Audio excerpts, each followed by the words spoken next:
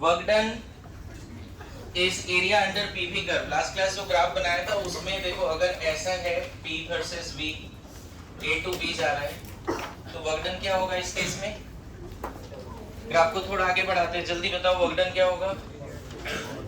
Positive होगा। लेकिन मैंने बोला वर्क डन निकालने के लिए आपको क्या करना चाहिए? A पॉइंट से परपेंडिकुलर ड्रॉप करो, B पॉइंट से परपेंडिकुलर ड्रॉप करो, ध्यान में है? और फिर ये जो एरिया है ना बच्चे, यही वर्क डन है, लेकिन work done is equal to area, और यहाँ दिख रहा है कि वॉल्यूम कम हो रहा है, इसीलिए पॉजिटिव लगाओ सामने। वर्क डन क्या हो जाएगा इस केस में? पॉजिटिव, नेगेटिव नहीं होगा, है ना? नाउ P वर्सेस V, है ना? ऐसा अगर है, मान लो मैं डेटा दे देता हूँ आपको, ये 1 ATM है, 5 ATM, 5 लीटर 10 लीटर। इस केस में A to B work done क्या होगा? वर्क डन नेगेटिव होगा, पॉजिटिव होगा? अभी भी वॉल्यूम A पे 10 लीटर है, B पे 5 लीटर है, तो वॉल्यूम कम हुआ ना बच्चे? कंप्रेशन सेंस है, एक्सपेंशन है? कंप्रेशन। इस केस में मैं चाहता हूं कि वर्क डन आप प्रॉपर निकालो। एरिया कितना हो जाएगा? 1/2 सम ऑफ पैरेलल साइड। कल किसे कहा था? पैरेलल साइड क्या है यहाँ पे? 1 ATM plus 5 ATM, 1 ATM plus 5 ATM into distance between the parallel lines. ये दोनों लाइन पैरेलल है, परपेंडिकुलर ड्रॉप किया है। Distance between the parallel line 10 litre minus 5 litre 5 litre, और यहाँ प्लस लगाना होगा, क्यों? कंप्रेशन है। अब देखो यहाँ इंटीग्रेशन करने से बच रहे हैं हम लोग, दिख रहा है आपको? So this comes out to be how much? Plus 15 litre ATM। कोई बोलेगा नहीं जूल में बताइए, 101.3 joule, 19.5 joule. So this is work done. Now next है, since work done is path function, इस केस में अगर तुमसे PV ग्राफ देकर पूछे A से B जा रहे हैं इस पाथ से, A से B जा रहे हैं इस पाथ से, और A से B जा रहे हैं इस पाथ से, क्या तीनों केस में वर्क डन सेम होगा? पाथ 1, पार्ट 2, पार्ट 3, क्या तीनों केस में वर्क डन सेम होगा? अगर जब आप इस पाथ से जाओगे, work done A to B path A not equal to work done A to B via path 2 not equal to work done A to B via path 3, क्योंकि अभी तुमने मीनिंग समझा था। देखना, दो पाथ लेते तो ज्यादा क्लियरिटी आती है आपको। अभी आपने क्या मीनिंग समझा था बच्चे? कि अगर पाथ A का बात करें, पाथ A में कौन सा एरिया क्लोज हो रहा है? पाथ A में मतलब पाथ 1 में कौन सा एरिया क्लोज हो रहा है? देखो तो, 3 पाथ छोड़ो, 2 पाथ पे फोकस करो, 1 और 2 पे फोकस करो। A से B में वाया पाथ A कौन सा एरिया क्लोज हो रहा है? ये और एक सर्कल, सेमी सर्कल, ऐसा। अब यही अगर A to B via part 2 जाओगे तो कौन सा एरिया क्लोज होगा? देखो तो, स्क्वायर क्लोज होगा। तो क्या लग रहा है दोनों पाथ में सेम आएगा एरिया? जब एरिया ही सेम नहीं आएगा तो दोनों पाथ में वर्क डन भी, हम स्टेट फंक्शन अच्छे से पढ़े हैं बच्चे, पाथ फंक्शन, स्टेट फंक्शन। तो इस ग्राफ से क्लियर हो रहा है। मैंने यहाँ 3 ले लिया समझने के लिए, मतलब तुम 2 पे ही फोकस करो, path A, path B, path 1, path 2। तो A पाथ में देखो एरिया कितना है? मैंने क्या बोला, जहां स्टार्ट और एंड है वहां से परपेंडिकुलर ड्रॉप करो। अब एक कर्व दिख रहा है क्या? मतलब क्लोज पाथ दिख रहा है। ये रेड वाला जो पाथ है ना बच्चे, वो है work done A to B via path 1, and वही जो ग्रीन वाला है part A to B work done तो है, लेकिन वो कौन से पाथ से है? पाथ 2। समझ गए यहाँ तक? अच्छा, नेक्स्ट इसी में एक पॉइंट और बड़ा इंपॉर्टेंट है, work done in cyclic process is not zero and is equal to area under the closed curve, ये भी लिख के रख लो। साइक्लिक प्रोसेस में वर्क डन जीरो नहीं होता, इनफैक्ट एक बार तो हो ही सकता है जब कांस्टेंट वॉल्यूम पे कंप्रेशन एक्सपेंशन हुआ, मैं बताऊंगा वो भी एग्जांपल। लेकिन मोस्ट ऑफ द केस में अगर कोई साइक्लिक प्रोसेस है और कुछ एरिया है अंदर in PV graph, work done is area under the closed curve. In cyclic process work done क्या होगा, एरिया अंडर, मान लेते हैं ये P है, V है, और यहाँ पे एक ऐसा साइक्लिक प्रोसेस हुआ है, ध्यान देना, यहाँ से शुरू किया चलना और फिर वापस यहीं आ गया, ऐसा A से शुरू किया चलना और वापस A पे आ गया। Initial state is equal to final state. तो इस केस में work done total in cyclic process, work done total in cyclic process is area under the PV closed curve।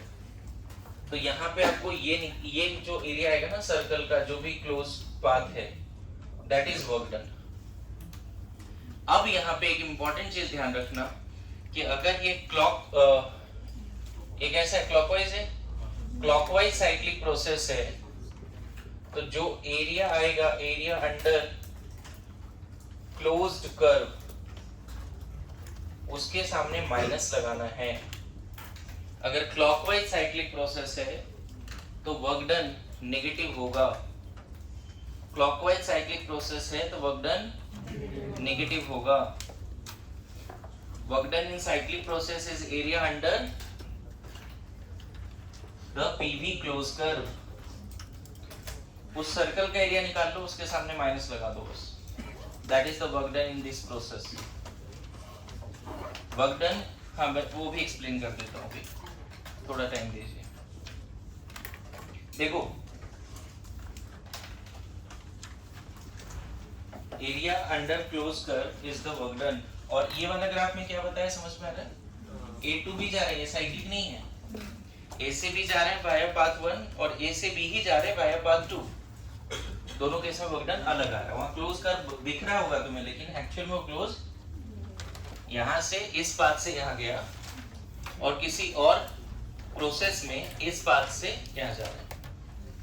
मतलब A to B via path 1 is different process, A to B via path 2 is different process, A to B via path 3 is different process. थोड़ा idea लग रहा है? कुछ लोगों को अगर देखने में दिक्कत है, एक लोग यहाँ बैठ सकते हैं आगे आके, है ना? हाँ बोलो। हाँ बताता हूँ।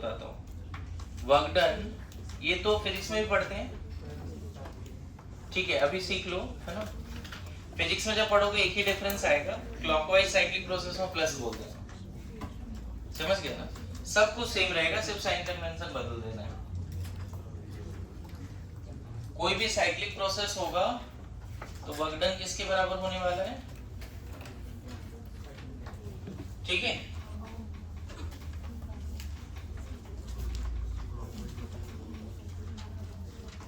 नाउ ध्यान दीजिए,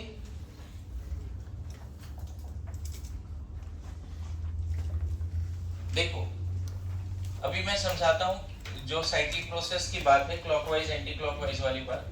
मान लो पीवी ग्राफ है और ध्यान देना A से B जा रहे हैं, A से B वाया पाथ 1, एंड वापस उसी पाथ से नहीं आओ, किसी और पाथ से आओ, तभी तो क्लोज कर्व बनेगा।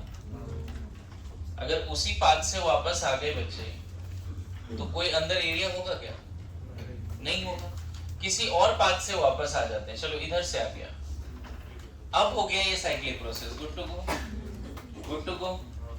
मैंने मेनली एक साइक्लिक प्रोसेस को दो पाथ में डिवाइड किया, दो स्टेप में, A to B this step and B to A, फिर हमने किसी और पाथ से आए, चलेगा?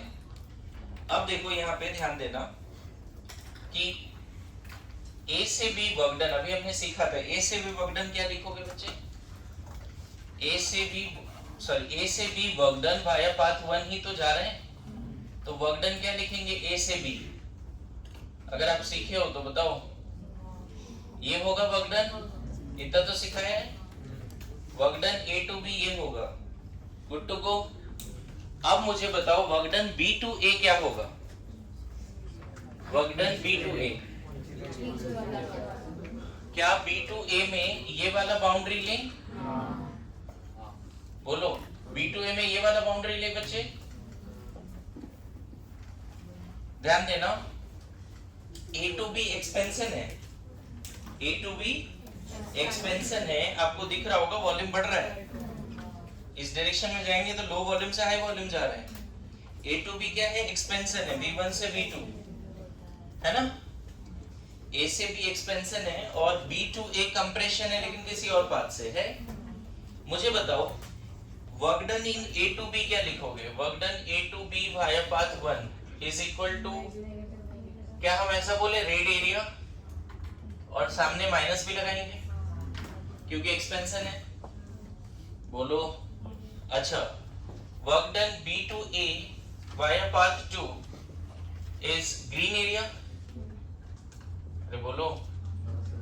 सामने प्लस लगाएंगे क्योंकि कंप्रेशन हमने कल ही साइन कन्वेंशन सीखा है। अब बताओ इस पूरे साइक्लिक प्रोसेस में वर्क डन टोटल, मैंने जब स्टेट फंक्शन पाथ फंक्शन पढ़ाया था तो मैंने ये लाइन बहुत अच्छे से लिखवाई थी क्लास में कि work done in a cyclic process can be divided into so many steps and the algebraic sum of change in path function और state function in each step will be equal to total. और अगर वो state है तो zero भी था, state function में total कितना था, जीरो था, लेकिन स्टेट फंक्शन में भी वैलिड था कि हर स्टेप में जो स्टेट फंक्शन की चेंजेस हैं उसका अलजेब्रिक सम जीरो आता था। और पाथ फंक्शन में ये लाइन बोला था मैंने कि अगर कोई साइक्लिक प्रोसेस है उसको बहुत सारे स्टेप्स में डिवाइड कर दिया और हर स्टेप में जो चेंज इन पाथ फंक्शन है उसका summation total change in path function in the cyclic process होता है, जीरो नहीं होता है। याद करो, क्या साइक्लिक प्रोसेस में चेंज इन स्टेट फंक्शन इन साइक्लिक प्रोसेस जीरो होता है, change in state function in cyclic process zero होता है। क्या change in path function in cyclic process zero होता है, नहीं होता है। हमने बताया ना, अगर थोड़ा भी अंदर एक कर्व बन गया, बीच में सर्कल या कुछ भी एक इंक्लोज्ड एरिया बन गया तो जीरो नहीं आता है।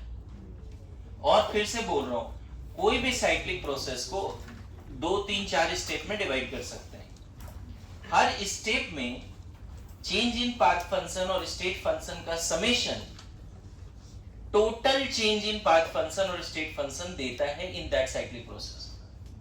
गुड टू गो, बोलिए, समझ में आ रहा है? टोटल देता है। और अगर वो स्टेट फंक्शन है तो साइक्लिक में टोटल का समेशन भी जीरो बोल दो, मतलब ईच स्टेप में जो समेशन आ रहा है चेंज उसको भी जीरो बोलो। लेकिन पाथ फंक्शन में तो हम बताओ टोटल क्या लिखने वाले हैं यहाँ पे, total in this cyclic process क्या लिखने वाले हैं? क्या हम बोलते हैं work done A to B, 2 ही स्टेप में तो डिवाइड किया है, plus work done B to A. हमने इस साइक्लिक प्रोसेस को कितने स्टेप में डिवाइड किया जी? 2 प्रोसेस में, 2 स्टेप्स में। दोनों स्टेप में वर्क डन का समेशन किसके बराबर होगा? Total work done in the cyclic process. Good to go. अब बताओ, ये एरिया नहीं लग रहा है, रेड एरिया थोड़ा ज्यादा है और ये एरिया, तो दोनों अगर ऐड कर रहे हो तो ये पार्ट तो कॉमन कैंसिल हो गया, बचा नेट क्या? बचा नेट यही, इस पूरे cyclic process net work done कितना है? मैं बताऊं, ये अगर -900 है और ये +600 है तो नेट कितना आने वाला है? -300। ये -300 कौन सा एरिया बता रहा है? ये जो इंक्लोज्ड है। एक नेगेटिव वर्क डन है, एक पॉजिटिव वर्क डन है, लेकिन नेगेटिव वर्क डन ज्यादा है, पॉजिटिव वर्क डन कम है।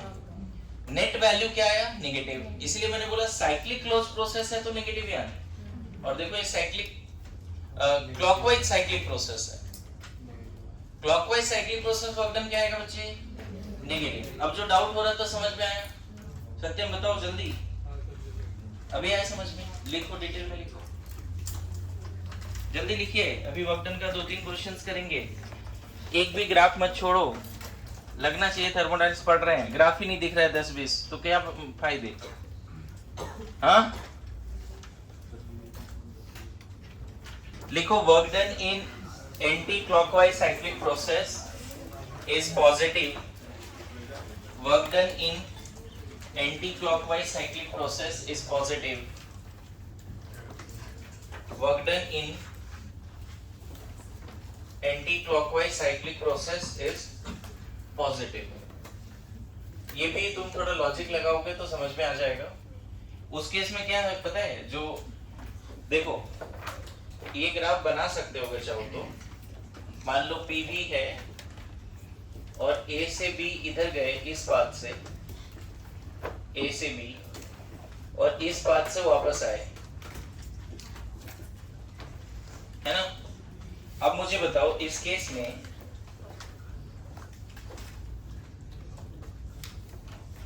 A से B वर्क डन क्या होगा, पॉजिटिव या नेगेटिव?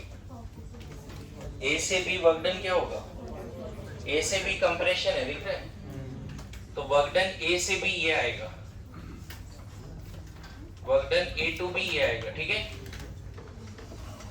बोलो. एंड अब बताओ B to A work done क्या होगा? नेगेटिव ना. तो बताओ नेट एरिया फिर से क्लोज करवाया और पॉजिटिव आया नेगेटिव आया. तो यहाँ पे work done total cyclic work done A to B path 1 plus work done B to A path 2 positive green area plus negative red area. Red area negative ही होता है क्या जी?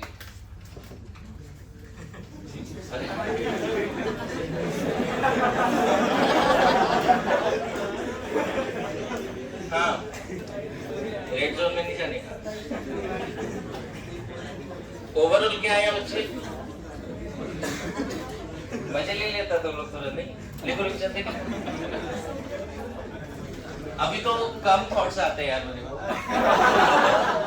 कॉलेज से जब निकला था ना, कोई कुछ बोलते थे, मतलब डबल मीनिंग समझ में आता था.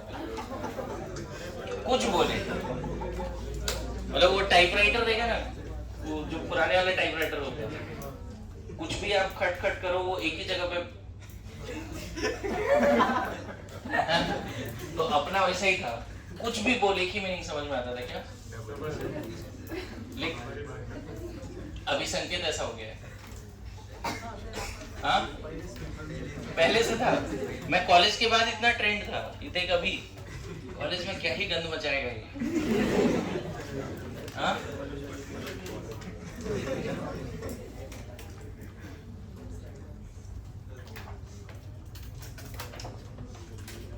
लिखा, जल्दी लिखो.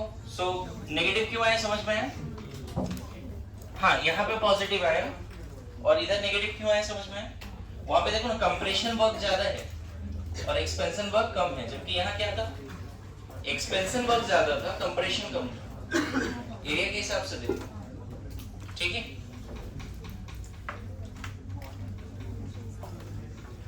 Complete silence. हाँ, इधर इधर ध्यान दीजिए. ये क्वेश्चन ना जे एडवांस जेई मेंस में आया हुआ सवाल है.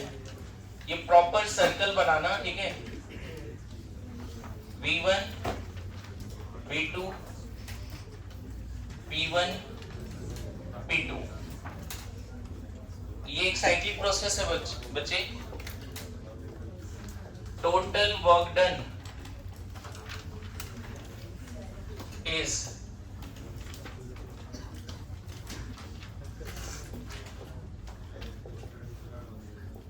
प्लीज बातें नहीं.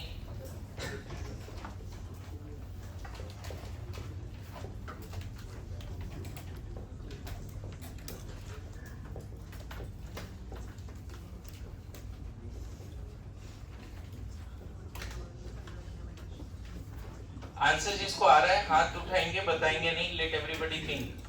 गेम उसी का है कि सब सोचे, है ना. प्लीज आंसर बताइए नहीं. लेट एवरीवन थिंक कौन सा ऑप्शन सही. बोलना नहीं बोलने? ठीक है बोल लो, कोई दिक्कत नहीं, गलत होगा ये ध्यान रखना। एक साइक्लिक प्रोसेस है, प्रॉपर सर्कल है, हाँ सर्कल है, मतलब उसको सर्कल ही मान लेना। हाँ इलिप्स नहीं, सर्कल है, सर्कल मान लो तो मतलब बता दिया मैंने। ये सेम क्वेश्चन मतलब फिजिक्स में आया, मैं केमिस्ट्री में करा रहा हूँ, आया हुआ सवाल है। संकेत बताओ। फोर्थ, फोर्थ, हाँ जी बता तो सर। फोर्थ कुछ आ रहा है समझ में? क्या बता, क्यों?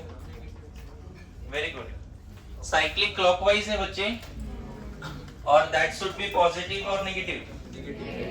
साइक्लिक क्लॉकवाइज नेगेटिव होना चाहिए।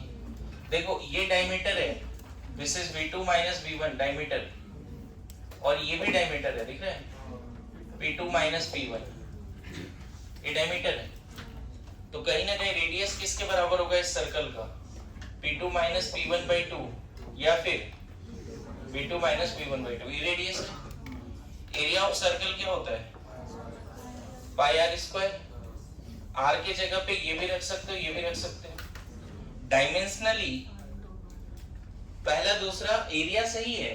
अगर तुम देखोगे आर के जगह पे अगर किसी ने रख दिया P2 माइनस P1 बाई 2 का स्क्वायर, तो पहला आ जाएगा 1/4 बाहर आएगा नहीं, 1/2 का square 1/4, pi by 4 P2 minus P1 का स्क्वायर आएगा। किसी ने रेडियस की जगह पे क्या रख दिया V2 माइनस V1 बाई 2 का स्क्वायर, तो सेकंड ऑप्शन भी सही है, एरिया सही है, एरिया सही है।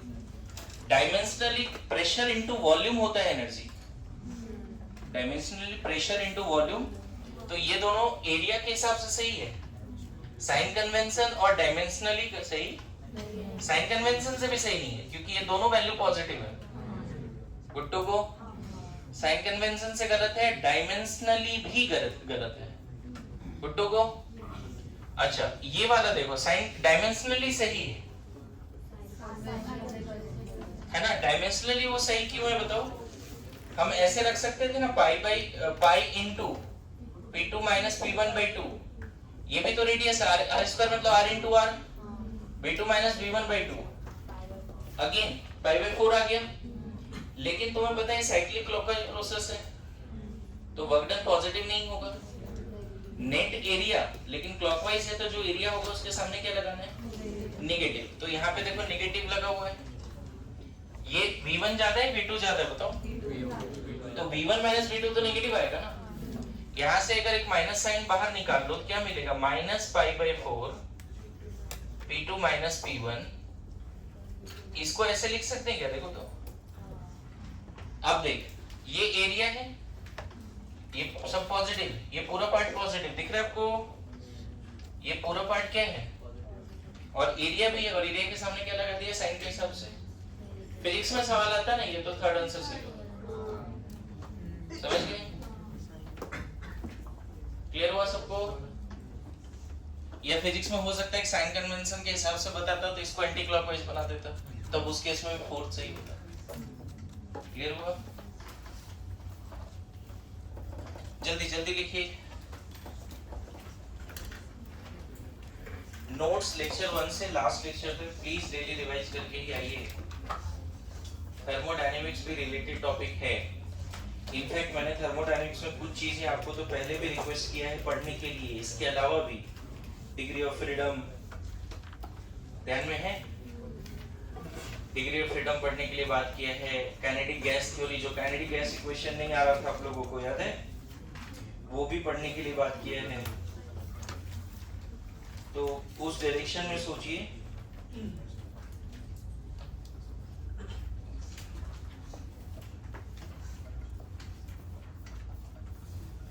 मैंने कल एक होमवर्क भी दिया था कि वर्क डन इन एडियाबेटिक प्रोसेस डिराइव करना था, पता नहीं किया या नहीं किया,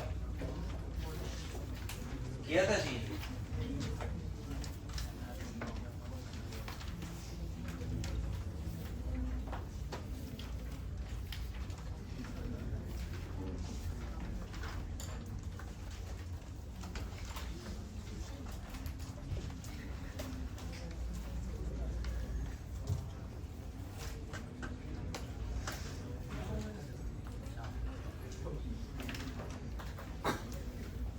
लिखो क्वेश्चन, लिखो, डिक्टेट कर रहा हूं। 10 मोल of an ideal gas at 27 degree C and 10 atm. 10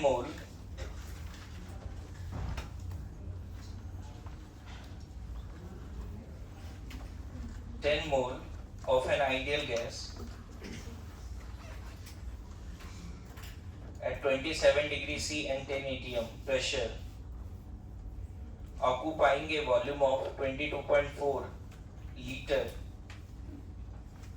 10 mole of an ideal gas at 27 degree C and 10 atm pressure, occupying a volume of 24.6 लिखना sir, occupying a volume of 24.6 liter, undergoes isothermal and reversible expansion to undergoes, उसमें पहला लिख लेना, फिर दूसरा भी question, 2 question है उसमें। undergoes के बाद 1 isothermal undergoes, फिर 1 में क्या लिखा, isothermal and reversible expansion to 246 litre, 246 litre, and दूसरा इसी में 246 लीटर, पहले 24.6 था, अभी 246 लीटर हो गया। दूसरा क्वेश्चन इसी में है, isothermal and irreversible expansion, isothermal and irreversible expansion, again volume 246 litre ही है। अगेन वॉल्यूम कितना है, फिर से रिपीट कर रहा हूं, undergoes isothermal reversible expansion to how much litre, 246 litre, और उसी में दूसरा क्या है, isothermal irreversible expansion to again 246 litre.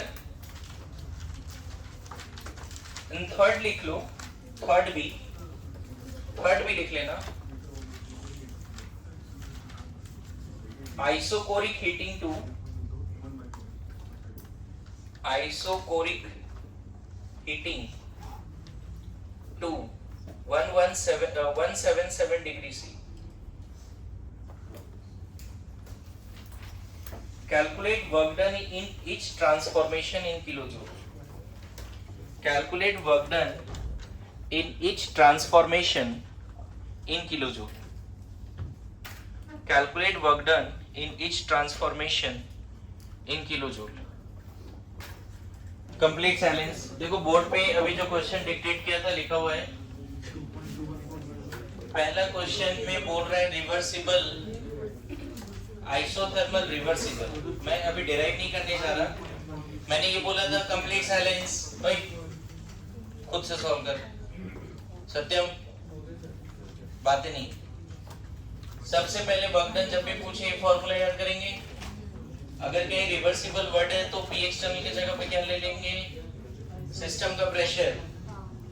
और अगर आइसोथर्मल रिवर्सिबल है, याद करो, अगर ये आइसोथर्मल रिवर्सिबल है तब तो हमने फॉर्मूला भी डिराइव किया था ना, 2.303 nRT log V2 by V1। अब बोल रहा आइसोथर्मल रिवर्सिबल एक्सपेंशन है फ्रॉम हाउ मच वॉल्यूम, 24.62। तो हमें दिया हुआ है ना डेटा, कितने टेम्परेचर पे, 2.303 into 10 मोल R 314, टेम्परेचर 300 रखना बच्चे, डिग्री सी में मत रख देना। थर्मोडायनेमिक्स का कोई भी क्वेश्चन में, इनफैक्ट केमिस्ट्री में जो भी क्वेश्चन आए, मोस्टली टेम्परेचर हर क्वेश्चन में केल्विन में होता है। वो अलग बात है कि कभी-कभी फाइनल आंसर डिग्री सी में पूछता है। कभी ऐसे ट्विस्ट होते हैं कि सब सॉल्व करके टेम्परेचर आता केल्विन में है, लेकिन तुमसे आंसर पूछा रहता है in degree C. Last to last year ये हुआ था, एक क्वेश्चन बड़ा ही सिंपल था, इधर ध्यान से सुन ले, एक्सपीरियंस शेयर कर रहा हूँ। बहुत ही सिंपल क्वेश्चन था वो, और जो मतलब ऐसा लग रहा था कि बच्चा 180 तो ला सकता है केमिस्ट्री में, वो उसी क्वेश्चन में गलत किया था। बोला सर फाइनली मैंने देखा ही नहीं कि वहां पे डिग्री सी मेंशन था। कैलकुलेट फाइनल टेम्परेचर, ब्रैकेट में लिखा था इन डिग्री सी। अब वो सॉल्व करके जब किया तो आया किसमें, केल्विन में, और पहला ऑप्शन था वही, उसने टिक कर दिया जल्दबाजी में। 175 आए, मैं बता रहा हूँ। लास्ट टू लास्ट ईयर जिस साल सबके 720 बहुत लोगों के आए ना, उस साल 3-4 लोगों के आए थे 180, है ना। रिपीटर बैच से 1-2 बच्चे थे, और अभी वो है नहीं यहाँ पे, एक अंसारी करके कोई बच्चा है, आपको याद है, वो भी 180 लाया। कौन? असद, हाँ अरशद या असद। उसके बाद एक बच्ची निकिता पाटिल, वो भी लाई थी 180, और एक जो लास्ट टू लास्ट ईयर जो एसआरजी बैच था उसके भी बच्चे लाए थे 2-3। तो इस बार उम्मीद करते हैं कि 180 यहाँ से अच्छे खासे बच्चे के आना चाहिए। बस वो गलती मत करना डिग्री सी पर, पता चला कैलिबर तो है लेकिन उस तरह की गलती करना है। सो यहाँ पे कितना लिखते हैं, log final volume 246 initial volume V2 final volume expansion में। और पता है वर्क डन मैंने क्या बोला, डायरेक्ट फार्मूला यूज करो, अपने आप नेगेटिव आएगा अगर एक्सपेंशन है तो।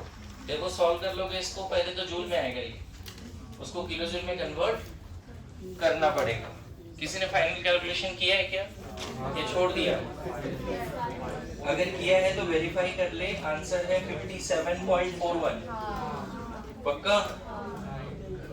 ये सॉल्व करके बच्चे -57.41 किलो जूल आएगा। पहले जूल में आएगा, किलो जूल में कन्वर्ट करना होगा, 1000 से डिवाइड करेंगे। 57.41 है फाइनल आंसर। अच्छा इसका सेकंड पार्ट बताओ। वर्क डन आइसोथर्मल तो है बच्चे, लेकिन इरिवर्सिबल है। बोलो क्या हम इरिवर्सिबल में कभी वो फॉर्मूला यूज कर सकते हैं जो अभी यूज किया था? तो पूरा डेरिवेशन रिवर्सिबल के लिए है, कल बताया था। अब यहाँ पे यही फॉर्मूला रखना पड़ेगा बच्चे। तो देखो फर्स्ट केस में 10 मोल आइडियल गैस एक कंटेनर में है। इनिशियल स्टेज में देखो क्या है, यहाँ पे 10 मोल है, 10 मोल गैस है। क्या क्वेश्चन में डायरेक्टली इनडायरेक्टली एक्सटर्नल प्रेशर दिया है क्या? दिया है, सोच समझ के बोल। ये जो 10 ATM है वो सराउंडिंग का प्रेशर है या सिस्टम का है? वो 10 mole ideal gas at 27 degree C and किसका प्रेशर है वो? और इनिशियल टेम्परेचर भी दिया हुआ है 300 केल्विन। मुझे एक बात बताओ, फाइनल वॉल्यूम हमें पता है और फाइनल टेम्परेचर भी पता है। मैं वही चीज यहीं पे एक बहुत बड़ा अच्छा सवाल है यहाँ पे कि P एक्सटर्नल क्या होगा। मैंने क्लास में एक्सप्लेन किया था, जब भी प्रोसेस रिवर्सिबल हो या इरिवर्सिबल हो, कंप्रेशन हो या एक्सपेंशन हो, फाइनल प्रेशर सिस्टम का एक्सटर्नल के बराबर होता है। ये बड़ा इंपॉर्टेंट कंसेप्ट है, मेरे बात समझ रहे हो? यहाँ पे तो दिख रहा है एक्सपेंशन हो रहा है, यहाँ तो दिख रहा है ना जी। पहले कितना वॉल्यूम है, इरिवर्सिबल भी क्या है यहाँ पे, एक्सपेंशन है ना। 24.6 से कहाँ जा रहा है, 246 इरिवर्सिबल एक्सपेंशन है बच्चे। अच्छा सडन एक्सपेंशन है, P एक्सटर्नल तो कभी चेंज नहीं होता, ये कांस्टेंट ही रहता है। लेकिन ये क्वेश्चन मार्क है कि है क्या, बताओ। ये पिस्टन यहाँ पे जैसे मान लो हिंज है ऐसा सपोज, इसको जैसे ही हटाएंगे सडनली पिस्टन कहाँ जाएगा, 246 लीटर तक चला जाएगा। और पता है ये कब तक ऊपर जाता रहेगा, जब तक प्रेशर बाहर और अंदर का बराबर। Good to go. Final pressure of system is always equal to external pressure whether it is compression और। तो बताओ सिस्टम में P1 V1 T1 तो पता है, P2 कितना है बच्चे, नहीं पता ना। V2 कितना है सिस्टम का, 246 लीटर। बोलो T2 सिस्टम का कितना है, T1 के बराबर, क्योंकि आइसोथर्मल लिख दिया ना हमें क्वेश्चन में। मोल फिक्स है, मोल फिक्स है, टेम्परेचर फिक्स है, चाहे रिवर्सिबल हो इरिवर्सिबल हो। ये क्वेश्चन तो लगा सकते हैं P1 V1 equal to P2 V2। ये कितना है 10, ये कितना है 24.6, ये कितना है नहीं पता, और ये 246, P2 कितना आ गया बच्चे पता है? इनफैक्ट इनिशियल भी वो 1 atm ही रहा था, ये 10 है ये 1 है, नीचे अंदर का प्रेशर कितना है 10 और बाहर का इनिशियल कितना है 1। सडनली हिंज हटाया, इरिवर्सिबली ये ऊपर तक गया, कब तक गया? जब तक बाहर का प्रेशर तो तुम बदल ही नहीं सके, जैसे से ऊपर जा रहा था सिस्टम का प्रेशर 10 atm से घट के कितना हो गया? मतलब इरिवर्सिबल एक्सपेंशन कौन से प्रेशर पे हुआ है? इरिवर्सिबल एक्सपेंशन कौन से प्रेशर पे हुआ है? हमेशा 1 atm पे चल रहा था, अंदर का प्रेशर 10 atm है, उसमें डाउट नहीं है, लेकिन ये पूरा प्रोसेस हमेशा कितने पे चल रहा था? 1 atm पे। क्लियर है? अगर इरिवर्सिबल है तो तुम्हें एक्सटर्नल प्रेशर पता करना पड़ेगा कि कौन से प्रेशर पे ये हुआ है, फिर उसको बाहर निकाल दो। P एक्सटर्नल कांस्टेंट है, उसको बाहर निकाल दिया, dV का इंटीग्रेशन कितना होगा? Delta V। मैं फिर रिपीट कर रहा हूं, अगर लिख रहा है आइसोथर्मल इरिवर्सिबल एक्सपेंशन, अंदर इनिशियली क्या दिया 10 मोल है, P1 V1 T1 दिया हुआ इनिशियली। इरिवर्सिबल एक्सपेंशन है 24.6 लीटर से कहां तक जा रहा है? 246 लीटर, मतलब सडन एक्सपेंशन है। इस एक्सपेंशन में सिस्टम का टेम्परेचर नहीं बदला है, मोल भी नहीं बदला, टेम्परेचर भी नहीं बदला, सडन एक्सपेंशन है। अच्छा, एक्सपेंशन तभी होगा ना जब अंदर के प्रेशर बहुत ज्यादा होगा, बाहर से sudden driving force opposing force में लार्ज गैप। अब ये मुझे बताओ, ये कब तक ऊपर जाएगा? जब तक अंदर बाहर का प्रेशर, अंदर का प्रेशर पहले बहुत ज्यादा है, इनिशियली बाहर का प्रेशर 1 atm है, सडनली एक्सपेंड हुआ, क्या बाहर का प्रेशर बदल गया? बाहर का प्रेशर हमेशा क्या रहा है? सराउंडिंग का प्रेशर कैसे तुम बदल सकते हो? अरे यस नो, मतलब क्या हम बोल सकते हैं कि 1 atm कांस्टेंट एक्सटर्नल प्रेशर पे सडन एक्सपेंशन हुआ है? तो फिर लगाओ इरिवर्सिबल के लिए, देखो फार्मूला अपने पास। अब इसका वैल्यू कितना रख दोगे? 1 atm, और वॉल्यूम चेंज कितना है? 246 माइनस 24.6, वॉल्यूम चेंज ये होगा ना लीटर में, final volume minus litre ATM, फिर इसको 101.3 से मल्टीप्लाई करो, आंसर आएगा। अगर तुमने ये बात सब देखो, ये क्वेश्चन जो सेकंड पार्ट का है बच्चे, ये क्वेश्चन इस कंसेप्ट को लेके थोड़ी क्लैरिटी देती है कि फाइनल प्रेशर ऑफ सिस्टम का फाइनल प्रेशर हमेशा किसके बराबर होगा? P एक्सटर्नल के बराबर, वेदर कंप्रेशन और कंप्रेशन है एक्सपेंशन है। इरिवर्सिबल के केस में समझ गए? So this comes out to be 22.43। अगर सॉल्व किया है बच्चे, इसको लीटर एटीएम में चेंज करना पड़ेगा, लीटर एटीएम को, तो ये सॉल्व करके ये भी नेगेटिव आएगा 22.43 किलो जूल। केबीसी का आया था ये 20, सही है, बढ़िया। और थर्ड वाला क्वेश्चन का आंसर क्या होगा इस केस में? आइसोकोरिक हीटिंग है, एक्सपेंशन बाउंड्री के अक्रॉस मैकेनिकल कोई चेंज नहीं आ रहा है, तो थर्ड का आंसर तो डायरेक्ट आप 0 बोल दो बच्चे, इसमें ज्यादा कुछ सोचना ही नहीं। मैं बताऊं, आइसोकोरिक रिवर्सिबल हो या इरिवर्सिबल हीटिंग हो, किसी भी केस में 0 बोलना है। आइसोकोरिक रिवर्सिबल हो या इरिवर्सिबल। ये क्वेश्चन सेकंड वाला क्वेश्चन क्यों अच्छा था, ये बात समझ में आया?